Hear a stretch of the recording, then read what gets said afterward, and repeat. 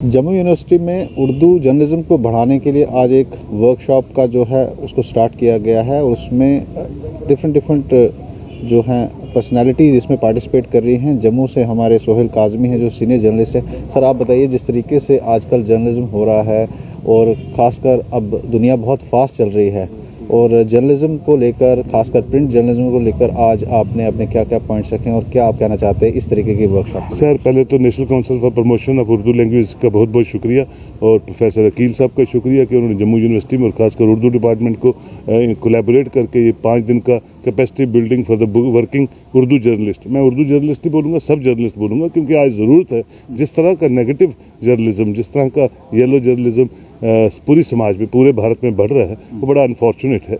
मैं समझता हूँ एक पैरेलल इंडस्ट्री की तरह जर्नलिज्म उभरा था। आज हमारे बच्चे बच्चियाँ इस प्रोफेशन को दिल से अडॉप्ट करती हैं और उसमें ऐसे जो कैपेसिटी बिल्डिंग प्रोग्राम्स है वो बहुत मददगार होंगे, ताकि ज़्यादा से ज़्यादा लोग ये सुने कि positive, transparent and investigative journalism कैसे किया जाए और कौन कौन से रोल मॉडल्स हैं सीनियर जिनसे सीखा जाए।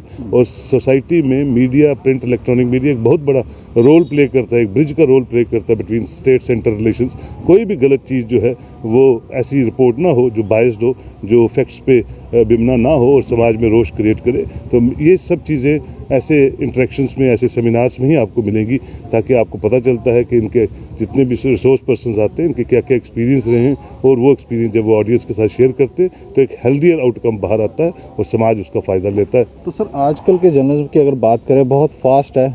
जो लोग ज़्यादा ज़ोर से बोलते हैं, ज़्यादा चीखते हैं, ज़्यादा चिल्लाते हैं, उनको अक्सर देखा जाता है। और इस पर भी आपने आज पॉइंट रखा कि जो प्रोफेशनल जर्नलिज्म होता था, जो लोग बहुत प्रोफेशनल होते थे, बहुत तरीके से चलते थे, उनको आजकल लोग देखना। देखिए जी, क्वालिटेटिव चीज़ किसी भी प्रोफेशन में होगी, वो एक्नॉलेज होगी और वो चलेगी, सस्टेन करेगी। क्वांटिटेटिव और ज़ोर से बोलना और दावे से अपनी बात को मनवाना ज़बरदस्ती, वो ना कभी किसी ज़माने में चला है, ना चलता है और ना वो लोग रोल मॉडल बनते हैं सोसाइटी में। आपका काम इबादत की तरह होना चाहिए और आपका काम ही आपकी पर्सनैलिटी को आगे बढ़ाएगा और समाज में उसको एक्नॉलेजमेंट मिलेगी। मेरा ये मानना है कि हार्ड वर्क नेवर गोस वेस्ट।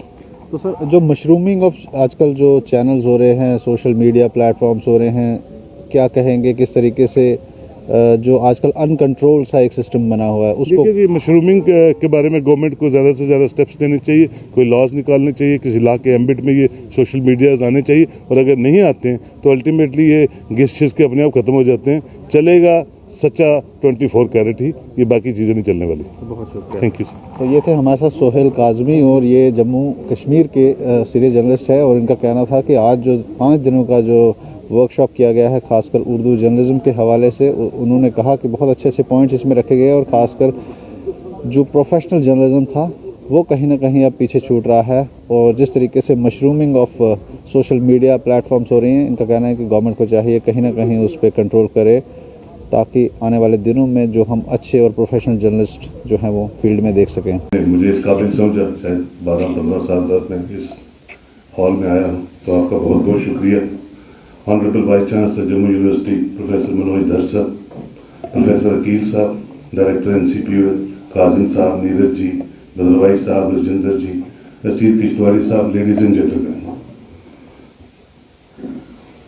अब मुझे ये नहीं पता मुझे जर्नलिज्म पे ही बात करनी है या प्रेजेंट सिचुएशन पे बात करनी है, तो मैं दोनों चीज़ों को क्लब करता हूँ। मनोज धर साहब, यूनिवर्सिटी का साथ मेरा ताल्लुक जो है वो प्रोफेसर लखनपाल साहब के वक्त से शुरू होता है और उनके पी के शर्मा साहब होते थे, तो उसके बाद RD शर्मा साहब, फिर MR पुरी साहब, फिर तो मैं समझता हूँ मैं I am also part of university. और खुशनसीबी से जब प्रोफेसर अमिताभ मट्टू थे, इज़ लाइक एल्डर ब्रदर, तो ये जोरावर सिंह ऑडिटोरियम जब बना, इसका जब उसके लेंटर्स पड़ते थे, तो सती सानी साहब मेरे दोस्त, ओल्ड दोस्त और जम्मू कश्मीर के एक बड़ी अपनी कंट्रीब्यूशन उनकी, तो उनका ऑर्डर होता था कि 2-3 जर्नलिस्ट आने हैं और हमने फर्स्ट फ्लोर के लेंटर पे लंच करना, फिर सेकंड फ्लोर के, फिर थर्ड फ्लोर के। तो he used to discuss certain things के how it is coming up. तो we were all like a kind of participants while this Zorawar Singh auditorium was in offing. So I think that I am a part of university, or every sensible citizen, every sensible responsible citizen should be a part of universities activities, because universities में जो आपकी discussions होती हैं, जो seminars होते हैं, that contributes to the healthier society and healthier nation. तो मैं उसका भी आपका शुक्रिया अदा करता हूँ। अब रेलिवेंट और इररिलेवेंट जर्नलिज्म क्या होता है? तो मैं, हालांकि मैं उर्दू नहीं पढ़ा हूँ, मैं स्टूडेंट था सैनिक स्कूल का, और सैनिक स्कूल में उर्दू नहीं, लेकिन एक काफिला मेरे वालिद ने चलाया हुआ था तस्कीन का 67 से। तो जब मैं आया, और मेरी खुशकिस्मती देखिए कि मैं लॉ ग्रेजुएट था, और मैंने लव मैरिज कर ली 92 में, तो मेरे जो फादर इन लॉ है वो जस्टिस थे। अब मैं फंस गया, अगर मैं कोर्ट में जाता हूँ लव मैरिज करके तो बोलते जनाब इसने लव इसलिए किया था कि ये जस्टिस का नाम बेचेगा। तो मैंने अपना लाइसेंस लिया और वकालत छोड़ दी, और इसी चेयर पर बैठ गया जो फादर ने बनाई थी, जिसको तस्कीन ग्रुप ऑफ पब्लिकेशंस कहते हैं। और मेरे फादर इन लॉ रिटायर हुए 2006 में चीफ जस्टिस। तो मैं ये बिलीव करता हूँ कि your father is an actor, you yourself should be an actor, and your father in law whosoever comes in connection with your life, they are all actors.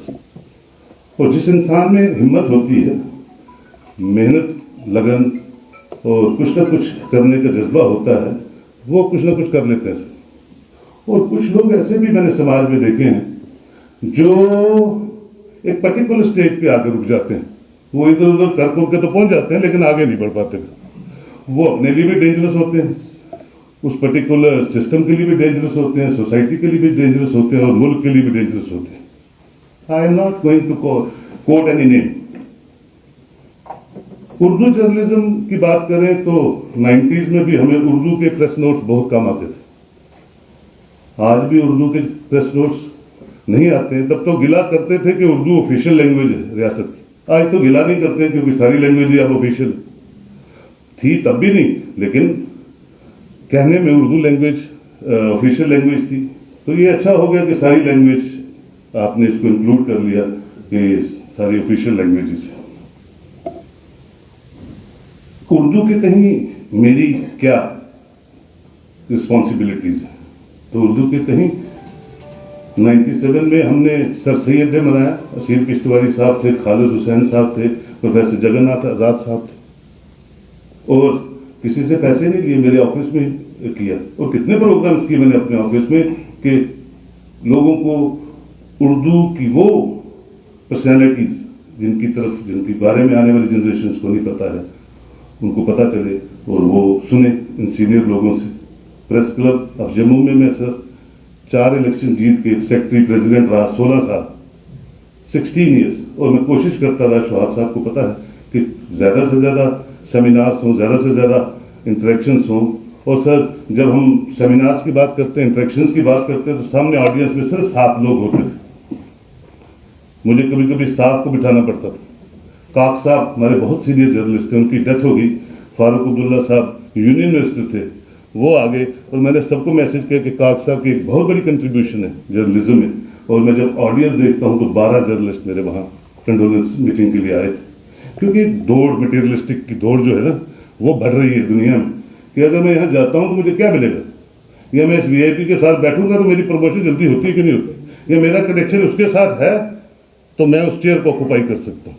ये एक बीमारी जो है समाज में दिन ब दिन बढ़ती जा रही है। लेकिन उसका फायदा ये है कि किसी भी स्पेक्ट्रम ऑफ प्रोफेशन में सर, जो रियल, जेन्युइन और प्रोफेशनल लोग हैं, वो बिल्कुल उनकी जो इमेज है वो स्ट्रांग है, उनकी एक्सेप्टेबिलिटी स्ट्रांग है, और उनको कोई ज़रूरत नहीं है मुझे अपनी गाड़ी पे प्रेस का लेबल लगाने की। मेरा फेस ही मेरा लेबल है, और अल्लाह का शुक्र है कि आपको अपनी आइडेंटिटी बनाने में कोई प्रॉब्लम नहीं होती। मेरे भाई यहाँ शाहनवाज साहब बैठे हैं, बड़े सीनियर हैं, इनका एक अपना रोल है, उनको ज़रूरत नहीं है किसी लेवल की।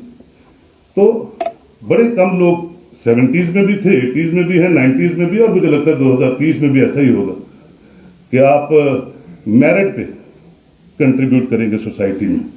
2011 में सर एक इंडिवर हुआ, कोशिश की गई, खालिद साहब, असलम कुरैशी साहब, चौधरी मसूद साहब, Jammu civil society for art and literature के तहत ICCR से 10 लाख रुपया करण सिंह साहब ने हमें दिया कि एक जश्न फैस जम्मू में किया जाए। बड़ा मुश्किल था सर।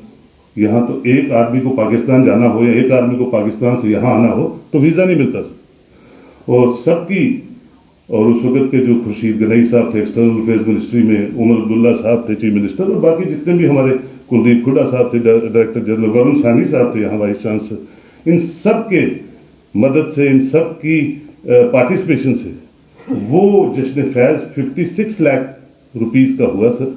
और पाकिस्तान से 18 लोग आपके जोरावर सिंह ऑडिटोरियम में थे सर। और यहाँ के कुछ लोग उर्दू के वो कहते थे कि ये शायद ना हो, क्योंकि हम देखते हैं कुछ जगहों पे सर कि जबान को भी आप 10 मरले की रजिस्ट्री समझते हैं। ये बड़ी बदकिस्मती है।